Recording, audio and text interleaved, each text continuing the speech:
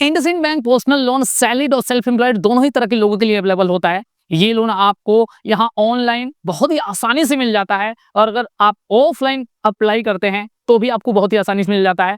पूरी complete detail यहाँ पे हम देने वाले हैं और हाँ, केवल डिटेल भर जान लेने से आपको ये लोन नहीं मिलने वाला है। ऐसा नहीं कि मैं आपको डिटेल बता दूं, आपने डिटेल सुन लिया, जाके आपने लोन अप्लाई कर दिया तो आपको लोन मिल जाएगा। जी नहीं, ऐसा नहीं है। साथ ही जरूरी है कुछ ऐसी बातें, कुछ ऐसे टर्म्स एंड कंडीशंस को जानना, कुछ ऐसे टिप्स और ट्रिक्स मैं आपको इस वीडियो में देने वाला हूं जिससे कि आपको कम से कम इंटरेस्ट रेट पे लोन मिल जाए। जी हाँ, इस वीडियो में मैं कुछ अदर बैंक्स के भी इंटरेस्ट रेट के बारे में आपको बताने वाला हूं।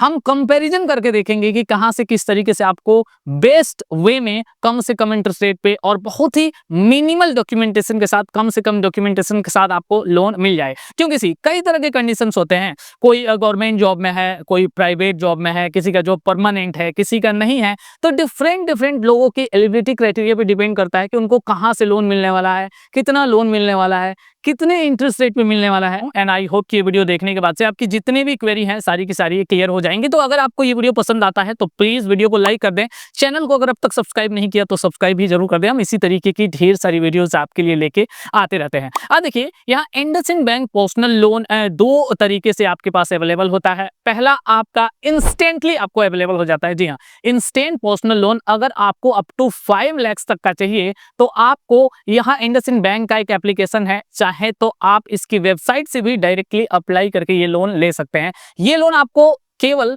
5 लाख रुपए तक का मिलता है। जी हाँ, जिसका टेनर यहाँ पे 12 मंथ से लेके 48 मंथ यानी 4 इयर्स तक का ही रहने वाला। अच्छा, इस लोन का जो डिस्बर्सल टाइम है वो एकदम कमाल का है। मैंने पर्सनली ऑब्जर्व किया है, एक्सपीरियंस किया है। यहाँ विद इन फ्यू मिनट्स या विद इन फ्यू आवर्स, कुछ घंटों के अंदर, जी हाँ, हो सकता है कुछ ऐसी प्रॉब्लम आ जाए, डॉक्यूमेंटेशन वेरिफिकेशन में देर हो जाए, तो बहुत ही रेयर कंडीशन में 1 से 2 दिन का टाइम लगता है। अदरवाइज सेम डे, कुछ मिनट्स या कुछ घंटों के अंदर जो लोन का डिसबर्सल है वो आपके बैंक अकाउंट में कर दिया जाता है। कोई भी फिजिकल डॉक्यूमेंट्स आपको यहाँ पे नहीं देना होता है, कोई फिजिकल वेरिफिकेशन आपका यहाँ पे नहीं किया जाता है इंस्टेंट लोन की कंडीशन में। लेकिन अगर आपको यहाँ 5 लाख से ज्यादा का लोन चाहिए, जी हाँ, 5 लाख रुपए से लेके अगर आपको 40 लाख रुपए यानी 5 लाख से 40 लाख तक का लोन अगर आपको चाहिए तो इसके लिए आपको इंडसइंड बैंक का रेगुलर पर्सनल लोन अप्लाई करना होगा। देखिए, ये लोन आपको यहाँ पे 12 मंथ से लेके 84 मंथ यानी 7 इयर्स तक के लिए मिलता है। जी हाँ, अब इस लोन को जो लेने का प्रोसेस है वो थोड़ा सा इंस्टेंट लोन से बिल्कुल ही अलग है।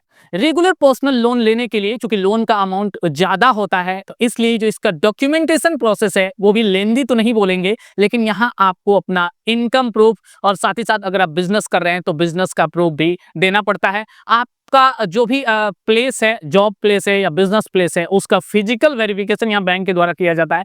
देन आपको यहाँ पे लोन डिसबर्स किया जाता है।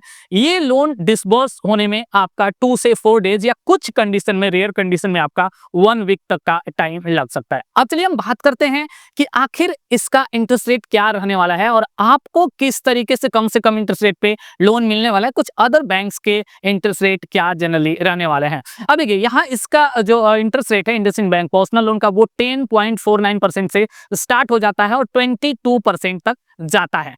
वहीं अगर हम देखें एचडीएफसी बैंक का तो वो आपका लगभग 11% से सेम इसी के आसपास स्टार्ट होता है और 24% तक जाता है। अगर एक्सिस बैंक की बात करें तो 11% से 22% और आईसीआईसीआई बैंक का जो इंटरेस्ट रेट होता है वो आपका 11% से लेके यहाँ पे 16.5 के आसपास रहता है। अब देखिए, यहाँ आखिर आपको किस तरीके से, कई सारे बैंक्स हैं लेकिन कौन से बैंक से किस तरीके से आपको कम से कम इंटरेस्ट मिलेगा ये भी आपको जानना बहुत ही ज्यादा जरूरी है। अब देखिए, यहाँ अगर आपका सिविल स्कोर बहुत ही अच्छा है यानी 750 प्लस है तो आपको कम से कम जो इसका मिनिमम इंटरेस्ट रेट है वो आपको या उसके आसपास यहाँ आपको मिल जाता है। यानी 11% से लेके 13 या 14% के बीच में आपको पर्सनल लोन यहाँ पे मिल जाता है। लेकिन अगर आपका सिविल स्कोर अच्छा नहीं है तो यही इंटरेस्ट आपका जो हाईएस्ट है यानी 16 से 18% के बीच या 15 से 16% के बीच में आपको लोन मिलता है। इसके अलावा अगर आपका क्रेडिट प्रोफाइल, अगर आपने पास्ट में कोई डिफॉल्ट कर दिया है जिसके चलते आपका क्रेडिट प्रोफाइल खराब हो चुका है, उस कंडीशन में भी लोन मिलने के चांसेस बहुत ही कम होते हैं। अगर मिलता भी है तो आपका इंटरेस्ट रेट यहाँ पे हाई रहता है। अब देखिए, यहाँ अगर आप लॉन्ग टेनर के लिए लोन लेते हैं, यानी जो रेगुलर पर्सनल लोन है, इस तरह का अगर आप लोन लेते हैं तो वहां आपका इंटरेस्ट रेट कम होता है। वहीं अगर आप इंस्टेंट लोन लेते हैं, इमीडिएटली अपने अकाउंट में आप ट्रांसफर कराना चाहते हैं, तो यहाँ इंटरेस्ट रेट हाई होता है। अब एक और कंडीशन है जो डिपेंड करता है यहाँ पे आपके इंटरेस्ट रेट पे, वो है आपकी जॉब सिक्योरिटी। यानी जनरली जो गवर्नमेंट जॉब वाले लोग होते हैं या जो परमानेंट जॉब वाले लोग होते हैं, उनको इंटरेस्ट रेट यहाँ पे बहुत ही कम लगाया जाता है, क्योंकि भाई उनकी जो जॉब सिक्योरिटी होती है वो बहुत ही ज्यादा हाई होती है। वहीं अगर आपका जॉब परमानेंट नहीं है, आप किसी मल्टीनेशनल कंपनी में जॉब नहीं कर रहे हैं, तो आपका इंटरेस्ट रेट यहाँ पे स्लाइटली हाई रह सकता है। इंटरेस्ट रेट जो भी है, आपको कई जगह पे बात करनी है अपनी एलिजिबिलिटी के रिगार्डिंग, कई सारे बैंक्स में आपको ट्राई करना है, और जहां से कम इंटरेस्ट रेट पे लोन मिलता है, वहीं से आपको लोन के लिए अप्लाई करना है। एक बात और आपको ध्यान रखना है, ऐसा नहीं कि कई जगह पे आपने ऑनलाइन एक ही साथ अप्लाई कर दिया, तो इसके चलते आपके सिविल पे हार्ड इंक्वायरी जाएगी, आपका सिविल स्कोर भी खराब होगा, और खराब होगा तो उसके चलते आपको यहाँ हो सकता है आपका लोन का एप्लीकेशन रिजेक्ट हो जाए। तो ऑफलाइन आपको जाना है, अपनी एलिजिबिलिटी जो क्राइटेरिया है वो आपको बैंक से बताना है, डिस्कस करना है। अगर बैंक कहता है हाँ पॉसिबिलिटी है आपको लोन मिल जाएगा, तो ही आपको लोन के लिए आगे फर्दर अप्लाई करना है। किस इंटरेस्ट रेट पे मिल जाएगा, सारी चीजें वो बता देंगे। ऑनलाइन की कंडीशन में आप अप्लाई करते हैं, आपके सिविल पे हार्ड इंक्वायरी जाती है, आपका सिविल स्कोर, आपका क्रेडिट प्रोफाइल यहाँ पे चेक किया जाता है। अगर आप एलिजिबल नहीं होते हैं तो आपका सिविल स्कोर यहाँ पे थोड़ा सा अराउंड 5 to 7 पॉइंट यहाँ पे डाउन कर दिया जाता है, कम कर दिया जाता है। तो ऐसा आपको नहीं करना। आज चलिए हम बात करते हैं कि आपको यहाँ पे इंडसइंड बैंक पर्सनल लोन लेने के लिए जरूरी डॉक्यूमेंटेशन क्या क्या होते हैं। तो यहाँ देखिए, अगर आप इंस्टेंट पर्सनल लोन लेते हैं तो क्लियरली यहाँ पे बोला गया है कि केवल आपका केवाईसी डॉक्यूमेंट्स यहाँ पे लगने वाला है, पैन कार्ड और आधार कार्ड आपका लगेगा। एंड जो इनकम प्रूफ है, जी हाँ, यहाँ पे बैंक स्टेटमेंट, वो आपका ऑप्शनल है। यानी अगर आप हायर अमाउंट के लिए यहाँ पे ट्राई करते हैं, अगर आपको ज्यादा लोन का अमाउंट चाहिए, तब आपको इनकम प्रूफ देना होता है। अदरवाइज फर्स्ट टाइम में यहाँ अगर आप अप्लाई करते हैं तो कम अमाउंट आपको मिलता है। हाँ, उस अमाउंट को अगर आप अपग्रेड कराना चाहते हैं तो आपको इनकम प्रूफ यहाँ पे देना पड़ेगा।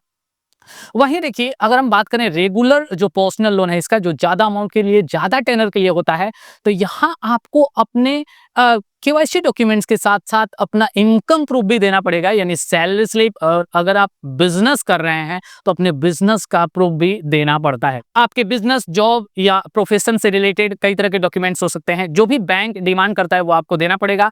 आपका यहाँ पे फिजिकल वेरिफिकेशन किया जाता है, जो भी आपका वर्क प्लेस है, बिजनेस का जो भी प्लेस है, प्रोफेशन का जो भी प्लेस है, फिजिकली वेरीफाई किया जाता है। अगर आप एलिजिबल होते हैं तो ही आपको यहाँ पे लोन मिलता है। अब चलिए फाइनली बात आता है यहाँ पे एलिजिबिलिटी क्राइटेरिया आखिर क्या है, किनको ये लोन मिल सकता है। तो देखिए, मैंने जैसे कि पहले ही बता दिया, आप चाहे सैलरीड हो, सेल्फ एम्प्लॉयड हो, या सेल्फ एम्प्लॉयड प्रोफेशनल्स हैं, जैसे कि लॉयर हो गया, डॉक्टर हो गया, इस कैटेगरी में अगर आप आते हैं तो भी आपको यहाँ से लोन डेफिनेटली मिल जाता है। आपकी एज यहाँ पे 21 ईयर्स से लेके, अगर आप सैलरीड पर्सन है तो 60 ईयर्स, और अगर आप सेल्फ एम्प्लॉयड हैं तो 65 ईयर्स तक का होना चाहिए। अगर आप सैलरीड पर्सन है यहाँ पे, तो आपका जो इनकम है कम से कम 25,000 पर मंथ प्लस होना चाहिए। और अगर आप यहाँ पे सेल्फ एम्प्लॉयड हैं तो आपका annual income after tax deduction, जी हाँ, टैक्स कटने के बाद से 4,80,000 यहाँ पे आना चाहिए।